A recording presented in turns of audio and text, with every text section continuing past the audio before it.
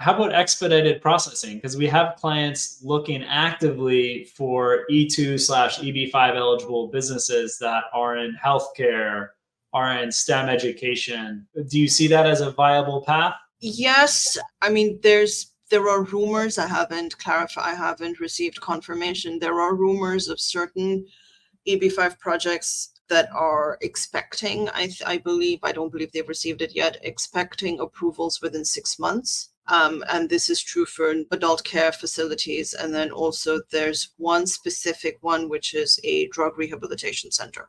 Okay. So I know that they are expecting to get I-526s approved pretty quickly. I haven't seen that actually happen, but there are certain industries that are, classified as critical. I mean, like there's infrastructure is one of the 3 that qualifies for reserved visas under EB5, but I'm not recommending any infrastructure projects because we don't know what qualifies, honestly, right? Immigration hasn't provided that bit of information. So I think for applicants going from E2 to EB5, right, again, project selection or franchise selection, I think is crucial.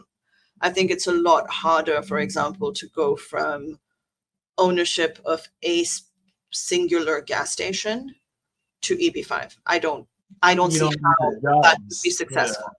Right? Because you don't need 10 full-time jobs for a single. My favorite right now is staffing, like a staffing agency, caregivers. Yeah. Because the investment threshold's not that high. You can start as low as 100K, but you can own the real estate or you can inject further capital. And after 3 or 4 years, you have 40 to 50 plus employees, most of which are full-time. Yeah. I also have one individual right now, and he's had it for a long time, but he's up in almost near the Canadian border. So it's a rural area, but he's been on an E2 for 10 years. But over the last 10 years, cash infusion has happened. Problem is it's been reinvestment of the profits, right? And so we've had to basically go back and figure out his dividends and have him essentially take refile taxes.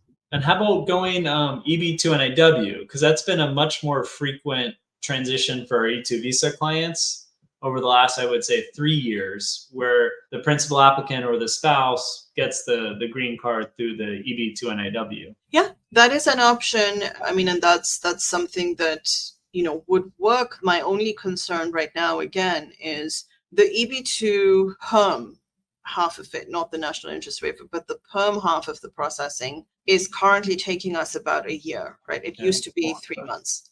Department of Labor right now has a massive backlog. And so that, I think, affects the equation. But then again, going back to your staffing industry, if it's somebody that's doing an EB2 NIW with a background in STEM, right? The US has a new policy on NIW, STEM-based NIWs, where they don't require like the Nobel Peace Prize or whatever USCIS likes to see, right? But there are there's relaxed criteria for STEM. With our engineer clients, basically anyone in the STEM space, it definitely seems easier. So anybody in the STEM space, I think, for them to do the NIW EB2 option would be great. But again, country of birth is a factor, right? So if you've got somebody from India wanting to come in on an E2 via Grenada and then do an EB2 NIW, does it help?